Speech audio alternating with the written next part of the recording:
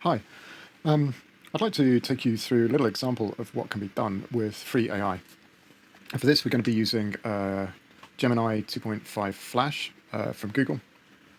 Now, I just poked around. I had a go at doing this on a couple of different AIs, all the free tiers, and what Gemini gives you is this ability to create a one-page HTML, a web page, basically, with a preview. So you can actually see what you're doing. You really need this if you're going to make anything useful. And it's an example of what you might call ordinary back office use, in that all I've really done is I've made a table. Now, I could export that table in some way, I can save it, but I could use it on the internet as well. So there are different use cases for it.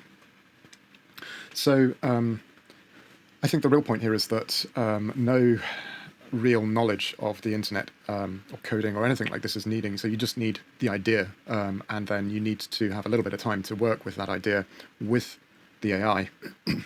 You can kind of think of it as a person, maybe not a very clever one, but one that's technically very able.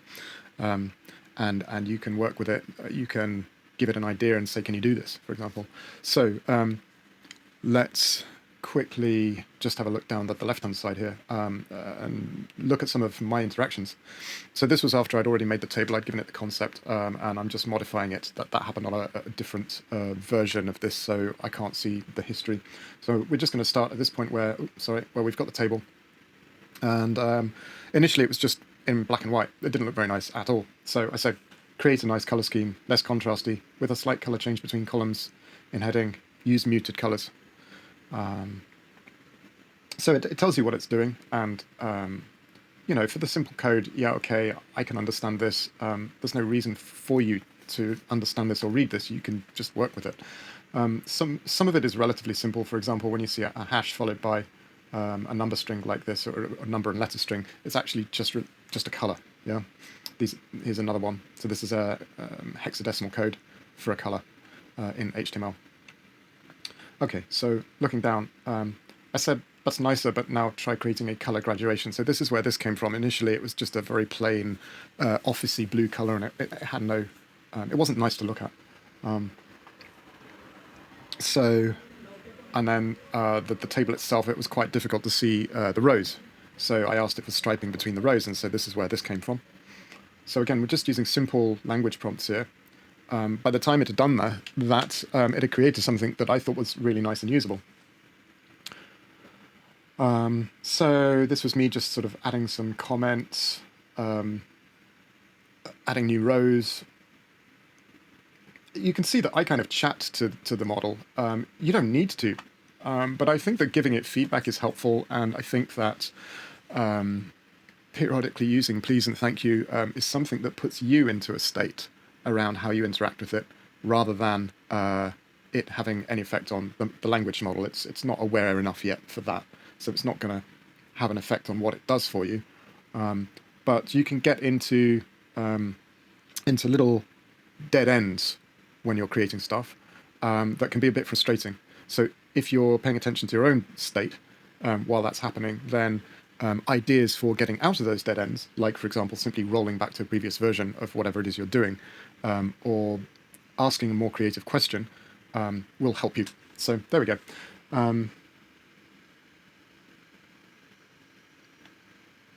Yeah. So this is just basic formatting stuff that I'm changing here.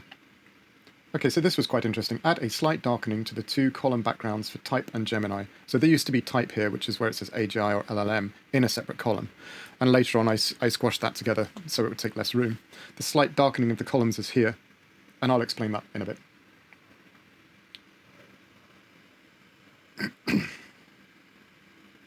So initially, it was a darkening of just the header, and I said, I need you to go back to the darkening for the type and Gemini column headers and extend that darkening to the entire table, by which I meant the entire column. And there we can see how, when you interact with an LLM, it's really quite good at understanding what you mean. So it's got a degree of sensitivity to prior context. So if you're working on a column, like you're working on notes, and you keep asking it to do things in notes, you don't have to specify that every time. It will understand from the previous conversation. And then you can just use arbitrary amounts. So, like, okay, when it did that initially, it was just much too dark and it looked really ugly and it was unnecessary. So I just said, can you reduce the darkness by half? And that's what it did. That's what I got there. That was very nice. I asked it to give me the ability to edit text. So I can actually click into these text areas here and edit the text. Okay, so then I asked it whether or not it could do some more complex stuff. Let's just ignore my prompts on the left here and look at the table. I asked it whether or not I could have it so that I could click on a row and reorder it by dragging it. And it said yes, it could do that. It did that. Initially, it was if you clicked anywhere in the row, and that interfered with the ability to click into the text. So I then asked it to put this handle thing. I didn't specify that icon. I just said, could you put an icon in a column on the left that has that demonstrates that it can be moved, and make it so that that's the thing that you click to move it. So it did all that by itself just based on that language prompt. Then I said, well, can I have it such that I can have a button that saves it? Now, it said that there was, it reported back to me and it said, well, you can't do that from the browser because of security implications in the browser, but what you could do is download the edited copy. So it then gave me this download button. And then let's just zoom all the way down here. So I said, is it possible to detect when a user has changed text or row order? When a change is detected, some text appears under the download button stating, changes need to be downloaded. This text is a gentle red color. The download button will start to quietly flash to a slightly darker gray every 5 seconds. So let's just try that. I click into here, I type in a comment, and there it is. And look, we've got a little flash on that. Now, I worked quite hard to adjust that so it was nicer. I'm still not happy with it, but it really doesn't matter. So now it's going to do that until we download it, and I don't want that right now, so I'm just going to reload this. So this is as far as it goes with how I made the table. I downloaded it onto my file store in the computer, and then I just double-clicked it to open it again in a browser. So we can see that this is a file on the computer in users, Joel, downloads, and I've called it AI Timeline Milestones.